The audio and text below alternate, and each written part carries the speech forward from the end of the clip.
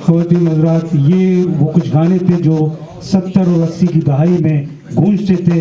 Radio Pakistan پہ گونجتے تھے، اور یہ ایسے نغمے ہیں کہ خاص طور پہ مہدی حسن کا یہ عشق عشق کا یہ گانا نینا رے نینا تم ہی برے، یہ کلاسیکل گانے کا درجہ رکھتا ہے، ایک بڑے آدمی کا لکھا ہوا اور ایک بڑے عظیم فنکار نے گایا، اور ان کے لیے بھرپور تالی ایک دفعہ پھر، کیونکہ یونس ہمدم نے اپنی زندگی کے جو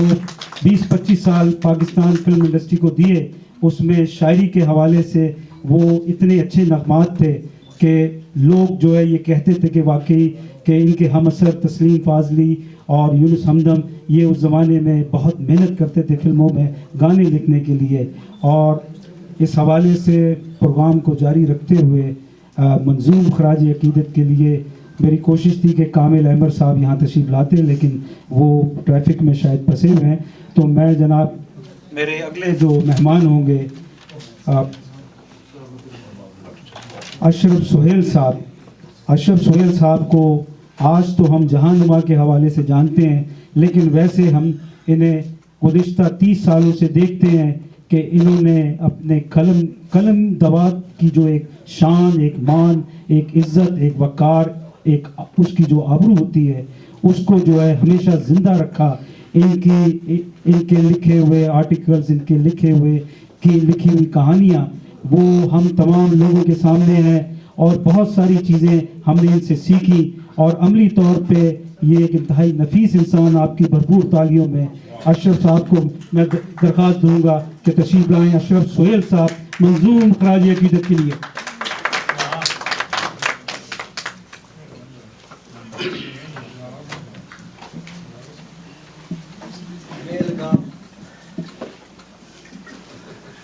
بسم اللہ الرحمن الرحیم۔ آپ لوگوں کی اجازت سے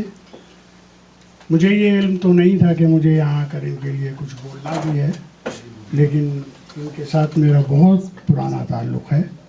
یعنی کہ 70s میں بھی میں نے ان کو دیکھا، اور جب انہوں نے رنگیلے اور سنگیتا کے ساتھ کام شروع کیا تب سے میں انہیں جانتا ہوں، اور ابھی آ کر جب میں نے یہ دیکھا پیاسے گلاب، پہلے تو میں ایک دم چونک گیا کہ یہ پیاسے گلاب لکھا ہے یا پیا سے گلاب لکھا ہے، تو میں یہ سمجھا کہ شاید یہ پیا نے گلاب بھیجا ہے تو وہ پیا سے گلاب ہے، لیکن پتہ لگا کہ یہ پیاسے گلاب ہے۔ تو انسان کی شدت احساس نے شاعری کو جنم دیا،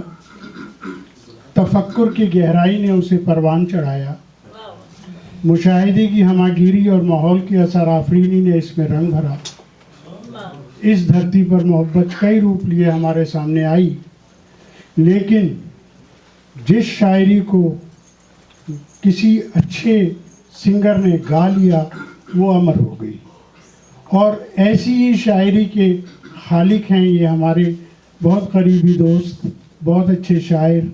اور ان کی جتنی بھی تعریف کی جائے کم ہے، کیونکہ صرف شاعری ہی کی حد تک نہیں،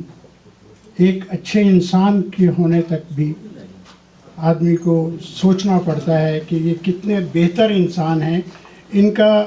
اخلاق کیسا ہے۔ ان کی شاعری میں آپ کو سب وہ کچھ ملے گا جو یہ نہیں ہے، کیونکہ شاعری میں یہ جھوٹ بولتے ہیں، کبھی انہوں نے سچ نہیں بولا، چاند سا چہرہ، لوگوں کو بھرگلانے کا کام انہوں نے بہت کیا ہے۔ ان کا ایک کام سب سے بڑا جو ہے وہ یہ ہے کہ انہوں نے ساری دنیا کو ایک نعرہ دیا،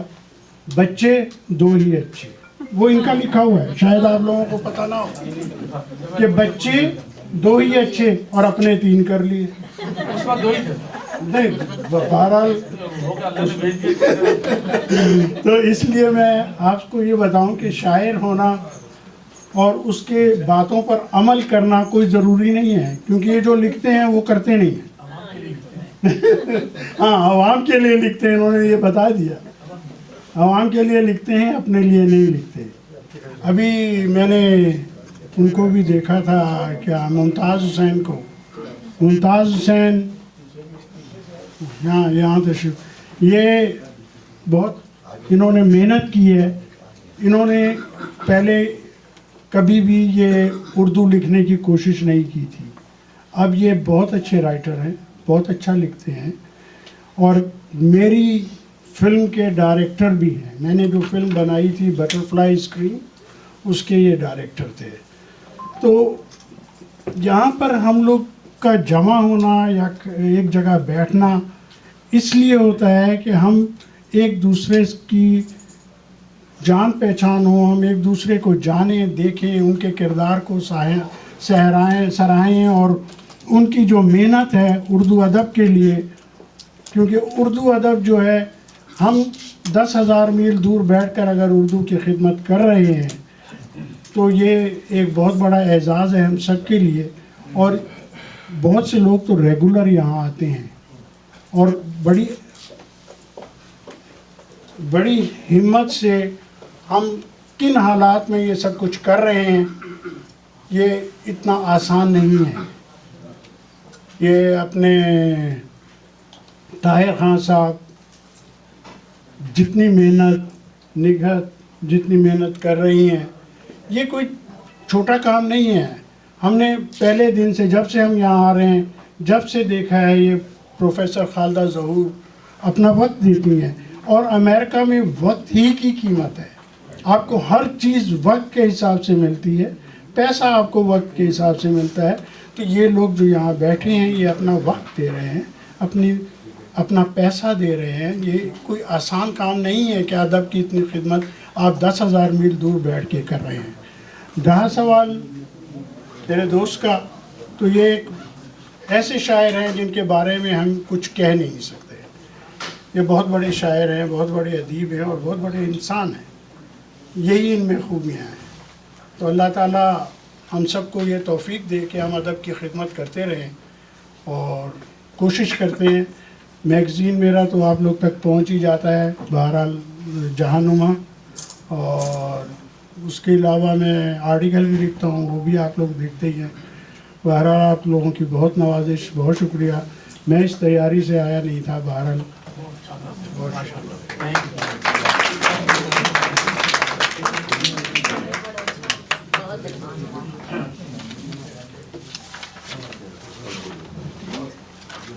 1980 میں یونس ہمدم صاحب نے میلوڈی ایوارڈ جو ہے اس کا سلسلہ شروع کیا۔ اس میلوڈی ایوارڈ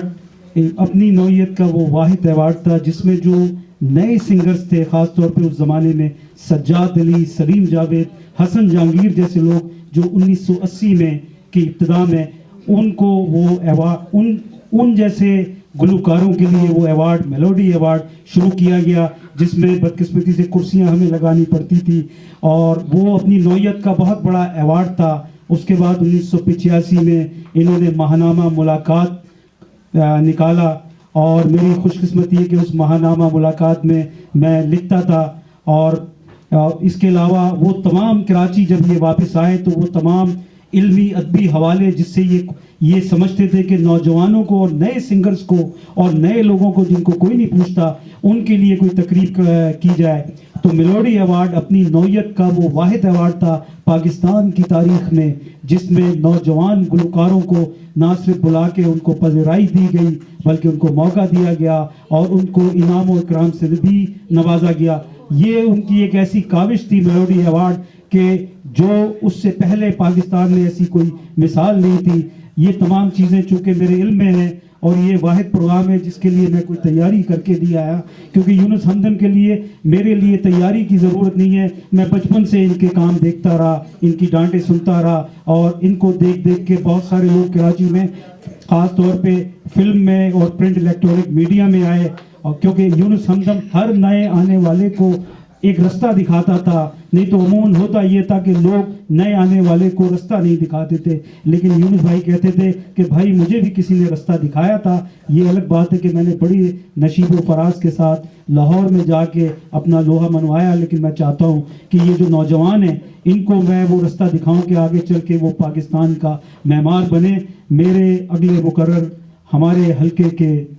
सदर हैं और समाजी, इल्मी, अदबी और ख़ास तौर पे ह्यूमन राइट्स के हवालों से हमेशा से ये अव्वल दस्ते में नजर आए डॉक्टर मोहम्मद शफीक से दरख्वास्त करूंगा तशरीफ लाएं, हल्का अरबाब ज़ौक़ के सदर। तीनों हजरात, बात यह है कि मुझे किसी ने किताब नहीं दी, तो आप इस बात को जहन में रख के मैंने जो कुछ लिखा है मैं पढ़ना चाह रहा हूँ। पहली बात अर्ज कर देना चाहता हूँ कि इत्तेफाकन मुझे इल्म हुआ कि यूनुस हमदम की किताब प्यासे गुलाब पर मैंने भी कुछ कहना है। फिल्मी नगम पर मबनी इनकी तख्लीक का कुछ इल्म मुझे नहीं था। मैंने फेसबुक पर जब हल्का की तकरीब की खबर पढ़ी तो इस खबर की बाबत मैंने फरहत नदीम को जब फ़ोन किया तो मालूम हुआ कि मैंने भी कुछ कहना है। अब मफरूज़े की बुनियाद पर कुछ कहना अंधेरे में तीर मारने की मुतरादिफ है। यूनुस हमदम जब फिल्मी नगमे तख्लीक कर रहे थे तो यूँ समझिए कि उस वक़्त मैं अमेरिका की गली कुचों में मटर गश्त कर रहा था। उनकी कुछ फिल्मी शायरी किसी की ज़ुबानी सुनी, वो मानूस लगी। उनसे पहले जितने शुअरा थे, जिनमें मुनीर नियाज़ी, मुज़फ़्फ़र वारसी, सैफुद्दीन सैफ, अहमद राही, तनवीर नकवी, उम्मीद फादली, फयाज हाशमी, राजेंद्र कृष्ण, शैलेंद्र, किफ़ी आदमी, मजरू, शकील, साहिर और कतील शफाई के लिखी हुई नगमा से महसूस हो चुका हूँ। इनमें से गालिब, कतील शफाई और साहिर की फिल्मी नगमों पर मबनी किताबें छप चुकी हैं। फिल्मी शायरी अवाम में मकबूल होती है वो इसलिए कि नाज़रीन जब फिल्म देखते हैं तो कहानी के साथ वो नगमे जुड़े होते हैं, लेकिन जो शायरी गैर फिल्मी होती है अगर उसमें कुछ दमखम और मियारी हो तो हवास में मकबूल होती है। मैं यूनुस हमदम को खराज तहसीन पेश करता हूँ और मुबारकबाद देखता हूँ कि उन्होंने अपनी फिल्मी शायरी की कदर जानी और साहिर लुधियानवी और कतील शफाई की पैरवी करते हुए उनको किताबी शक्ल दी, वरना वक़्त के साथ फिल्मी शायरी गायक के नाम के साथ मुंसलिक हो जाती है। सही कह रहा हूँ ना?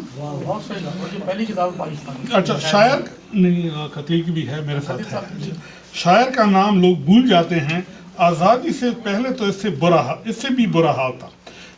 ये ज़रा गौर से सुने, दरख्वास्त है आप लोगों से कि ज़रा इसमें, आज़ादी से पहले तो इससे भी बुरा हाल था। रेडियो पर शायर तो दूर की बात, गायक का नाम भी नशर नहीं करते थे। उस वक़्त ब्यूरोक्रेसी को ऐसी ही तरबियत दी जाती थी। बाद में इंडिया में कुछ तब्दीली आई, लेकिन पाकिस्तान में मामला जू का तू रहा। अगर एक दफ़ा फराज साहब के आनर में वाशिंगटन DC में प्रोग्राम हुआ जिसमें उस वक़्त के पाकिस्तान के सफ़ीर कोकर साहब मौजूद थे और सबिया खानम भी। कोकर साहब ने तकरीर को जब खिताब किया तो फरमाने लगे कि उन्होंने कभी फिल्म नहीं देखी और न कोई उर्दू का नावल पढ़ा। अंग्रेज़ के तरबियत में राज गालिबन ये मुज़मिर था कि कोई भी शोहरत न पाए, इसलिए कि उनकी शोहरत आज़ादी में अमल अंगेज साबित हो सके। ये दिलचस्प राज मुझ पर यूँ आश्कारा हुआ, ये इत्तेफाक है कि पश्तो का एक सिंगर जिसका नाम मुज़फ़्फ़र खान था, तो उन्होंने बाद नगमों के आखिर में अपने नाम के साथ अपना नाम जब खुद पुकारते थे तो कहते थे मुज़फ़्फ़र द पेशावर, यानी मुज़फ़्फ़र पेशावर का है। लेकिन तेजी के साथ तक़सीम हिंद के बाद लता ने अदालती मुदाखलत के जरिए इस कतगन की गिरा खोल दी। पाकिस्तान में देर तक ये सिलसिला चलता रहा और जब ये कतगन न रही तो पाकिस्तान में जो भी मुशायरों में या जलसों में तनकीदी शायरी करते थे तो वो गिरफ्तार किए जाते थे। फराज, फैज़, मिंटो, यू नेम इट, और कुरतुल हिंद तो भाग गई, इंडिया हो गई, यहाँ पे तो मेरा कुछ चल ही नहीं सकी। वैसे पाकिस्तान की फिल्मी दुनिया ने इंडियन फिल्मों की नुमाइश के दौरान भी तनज़्ज़ुल नहीं देखी। वो कैसे इस नहज पर पहुँच गई, इसके तज्ज़िया में ज़िया के दौर का सबसे ज़्यादा हाथ है, जिसने मुल्क को फ़िरका परस्ती की बीमारी के साथ साथ बिरादरी के झटके जब दिए तो सुल्तान राही के रूप में कभी मौला जट और कभी यमला जॉर्ज कौम को दिया। تو ایسے میں یونس ہمدم اور قتیل جیسے تخلیقاروں پر قافیہ تنگ ہو گیا۔ ایک دفعہ قتیل شفائی نے کہا کہ مجھے رزق انڈیا سے آتی ہے، اس لیے کہ انڈیا فلموں کے لیے گانے لکھنے شروع کر دیے تھے۔ اگر وہ یہ کہتا کہ مجھے رزق آج کل انڈیا سے آ رہی ہے تو ساری بات سمجھ میں آ جاتی، اور اس ادارے کی بہتری کے مواقع فراہم کرنے کی کوشش میں کشادہ ذہن سامنے آتے۔ اور بہرحال یہ کچھ اضافی جملے تھے جو فعلی دنیا سے منسلک تھے۔ ضروری سمجھا کہ اختصار کے ساتھ گوش گزار کروں۔ آخر میں ایک دفعہ پھر یونس ہمدم کو ان کی فلمی نغمے پر مبنی تخلیق پیاس گلاب کی تقریبی رونمائی پر مبارکباد دیتا ہوں، اور خدا حافظ کہتا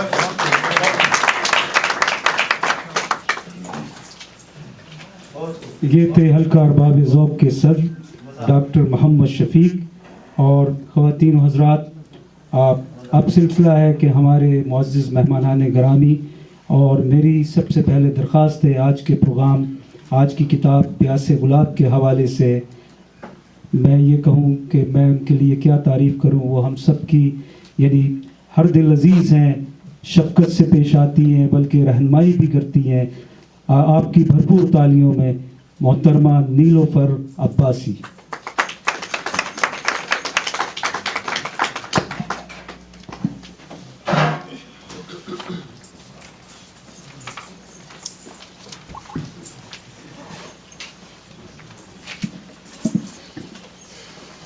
بسم اللہ الرحمن الرحیم۔ بہت بہت شکریہ سلیم ملک صاحب، آپ نے خوبصورت الفاظ میں سب کا تعارف کروایا ہے۔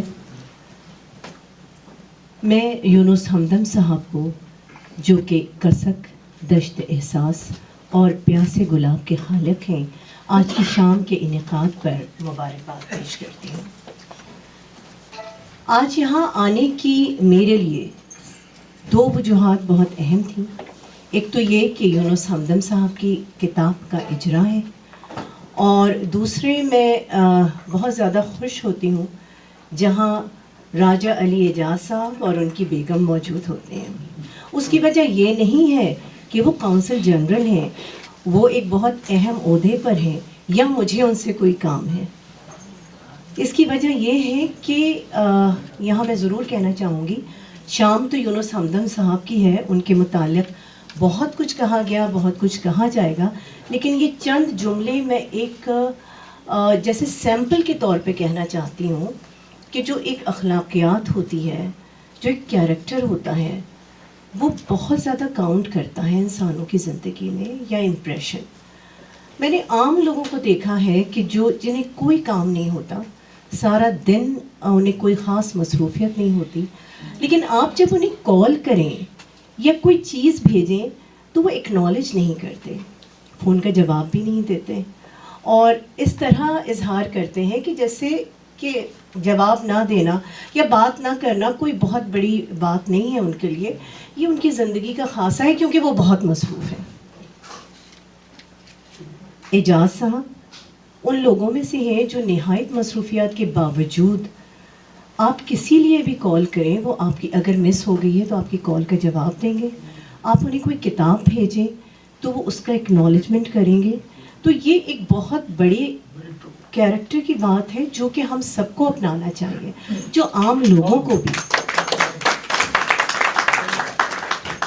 راجہ صاحب سے پہلے تھے فقیر حسین صاحب، خواجہ آصف فقیر صاحب، وہ بھی بہت اچھے انسان تھے، اور جب وہ یہاں سے چلے گئے تو میں یہ سوچتی تھی کہ اگلے قونصل جنرل کیا اتنے اچھے ہوں گے، اتنے با اخلاق ہوں گے، لیکن مجھے اس بات کی نہایت خوشی ہے کہ وہ بھی ماشاءاللہ انہی کے پیرالل، انہی کے مساوی اتنی ہی اچھی شخصیت نیو یارک والوں کو نصیب ہوئی۔ اور یہاں میں ایک بار پھر کہوں گی کہ عموماً لوگوں کا یہ خیال ہوتا ہے کہ اگر کسی کی تعریف کی جا رہی ہے تو یا تو اس سے کوئی کام ہے یا شاید اس کے عہدے کی وجہ سے۔ آپ یقین کریں کہ میں یہاں as a human being in لوگوں کو پسند کرتی ہوں، اور اس لیے میں نے کہا کہ یہاں سب ہمارے بہت اچھے، بہت عزیز لوگ، بہت جن کو ادب سے تعلق ہے، وہ لوگ موجود ہیں، لیکن ان میں سے بہت سے ایسے بھی لوگ ہیں کہ جو میں نے کہا کہ فون کا جواب نہیں دیتے، کتاب کا اکنالج نہیں کرتے. میرے شوہر قمر علی عباسی کو اکثر شکایت رہتی تھی اس بات کی, لیکن وہ پھر بھی کتاب بھیجتے تھے. میں ان کو بہت زیادہ چڑھاتی تھی کہ آپ فلاں فلاں کو کیوں بھیجتے ہیں, وہ تو رسید تک نہیں دیتے کتاب کی, کتاب پڑھنا تو بہت دور کی بات ہے. خیر, یہ ایک اضافی